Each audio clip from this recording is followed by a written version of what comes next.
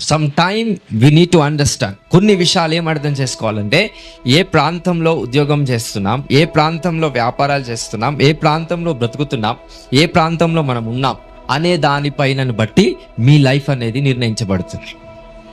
జ్ఞానము, తెలివి, బుద్ధి, వివేచన, వివేకము అందరికీ ఉందని నమ్ముతున్నా. బలి కాక ఒకడు వచ్చి మన బండిని గుద్దుతాడు, కేసు మన మీద అవుతుంది. ఇద్దరు కుటుంబాలు తిట్టుకుంటుంటారు, ఇది జస్ట్ పోయి చూస్తాడు అంతే. ఆ పోలీసు వాడు చీన్న పట్టుకుంటాడు, ఏమైంది చెప్పవా అని. ఇప్పుడు చెప్పినా ప్రాబ్లమే, చెప్పకపోయినా ప్రాబ్లమే. చెప్తే వాళ్ళు ఖచ్చితంగా ఇన్ని దెబ్బలేస్తా, చెప్పకపోతే పోలీసు వాడు ఇన్ని దెబ్బలేస్తాడు. ఏం చేయాలి అప్పుడు? అది ఉండకపోవడం మంచిది.